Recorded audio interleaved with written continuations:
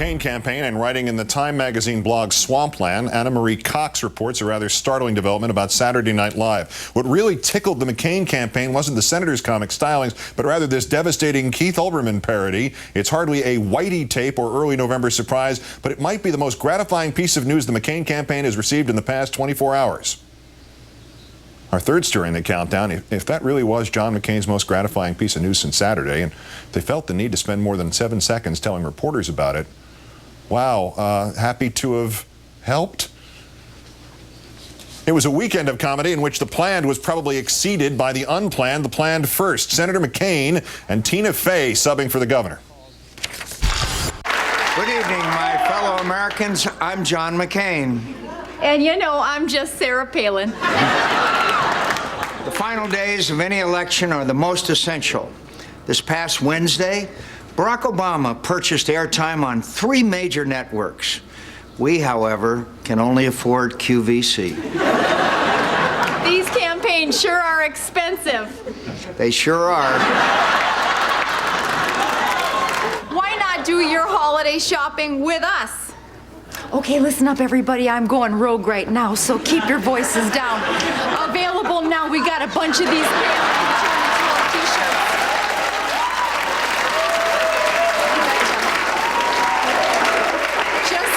Just try and wait until after Tuesday to wear them, okay? Because I am not going anywhere. And then in a sketch that might still be going, I haven't checked recently, Ben Affleck gets my amazed props for having done all this with no teleprompter, only cue cards. And now, as promised, a special comment. The letter was brief and to the point.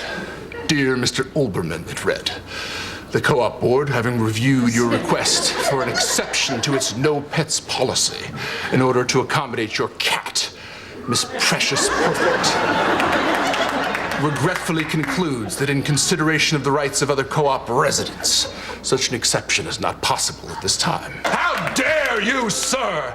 How dare you? Where, sir, in any of this were the rights of Mrs. Precious Perfect considered? Damn you, Mrs. Lieberstein, damn you to hell! Mrs. Lieberstein, your decision was based not on consideration, but on fear. It is a fear, sir, and a tyranny up with which we dare no longer put. Seriously, he's not even dressed like me. Senator McCain was hilarious, at least for the cold open. Update, not so much. And nobody whose work gets an 8.5-minute satire on the Saturday Night Live right before the election can say anything but nice things about it. Also, afterwards, I got this lovely card from Mr. Affleck. Have a look at this. He wrote, remember, A, I didn't write this, and B, it took years of study. Fondly, Ben. Isn't that nice? But the weekend's comedic winners had to be the Canadian team known as the Masked Avengers, Montreal radio yucksters Sébastien Trudel and Marc-Antoine Odette, who managed to convince Governor Palin that she really was talking to President Nicolas Sarkozy of France, even when he started to talk about pornography. I must say, Governor Palin, I love the documentary they made on your life. You know, Hustler's Nailin' Palin? Oh, good. Thank you. Yes. That was really edgy. Well, good. I really loved you. And I must say something also, Governor.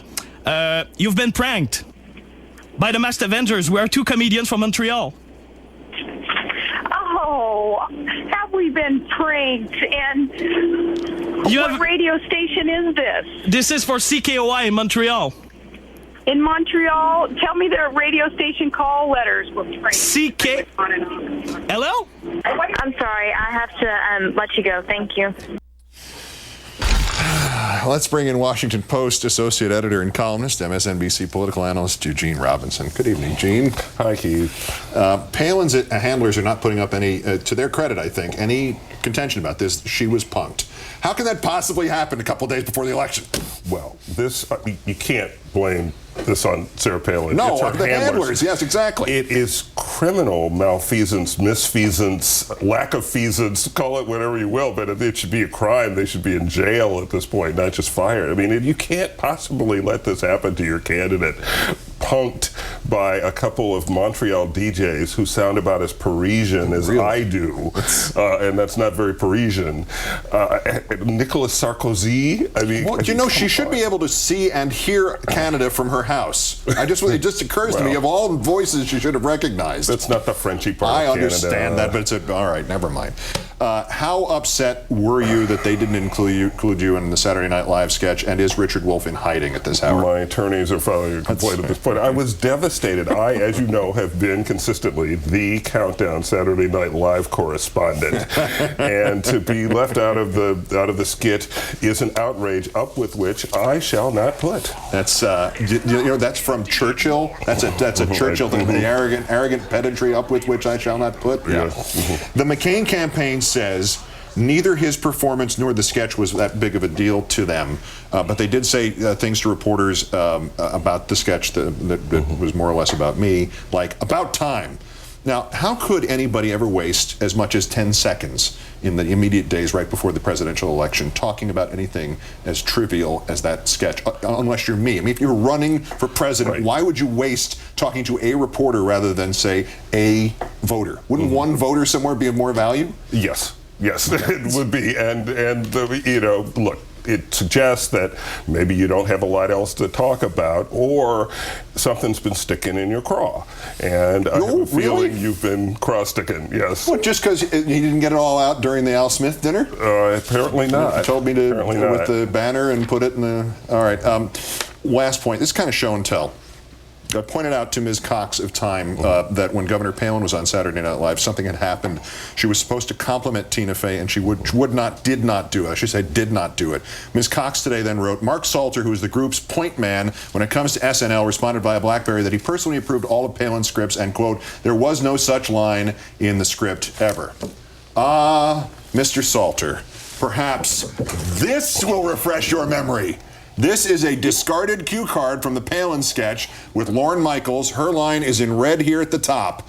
I do like her impression of me. Then there's a Lorne Michaels line that he didn't say either. And then there's the cue for Mark Wahlberg to walk in. Mark in. And, I don't know if they cut it for time or she refused to say it. But could that have turned people's impressions of her around to any great degree? No, but no. You don't think so? If she had said, I like that impression? Here's what this says to me. There was an old saying that you shouldn't pick fights with people who buy ink by the barrelful, right? And so you shouldn't pick fights over cue cards with people who work in the same cue card factory as the relevant cue card was made in. Oh, you're suggesting this was obtained by some sort of, I didn't just find this on the street? Is that what you're saying? No, I have no idea where you got it, Keith, but just a thought about the cue card factory thing. To what degree is ridicule an actual important consideration in the waning days of an election? The thing about the Saturday Night Live appearance, parts of which were very funny, I thought the opening was very funny. I thought Weekend Update was a mistake. I thought John McCain sounded like a defeated candidate, frankly. Begging. He would, begging, but almost acknowledging that something, I wonder what, had passed him by. And that's not the impression you want to give. And my thought was that if you were a Republican volunteer, is that going to motivate you to get out and work the streets? Exactly. I'm taking a 3-day weekend is what you hear when you're with the Republican volunteer. I'll go with your word there rather than mine. Eugene Robinson of the Washington Post and MSNBC. We'll see you tomorrow night for the big show. See you tomorrow night, Keith. All right, and the rehearsals resume at 9 o'clock. Before that, what would we be thinking tonight if it had been Barack Obama who suspended his campaign without suspending it and called us his fellow prisoners and couldn't tell you how many homes he owned? A campaign comment listening in on an alternative universe. And same old universe. Bill the Clown says he doesn't engage people like me, giving us another excuse to engage him about the latest ratings. Countdown continues. All the gaffes and Freudian slips and confusing Sunni for Shia had been accomplished by Senator Obama. What would we as a nation tonight still be taking him seriously? So why are we still taking the man who did do all that seriously? The campaign comment, first the worst, claiming Obama wants to gas the Jews and not yet fired, versus denying Halloween candy to kids who don't support your presidential candidate. Worst person's next. This is Countdown.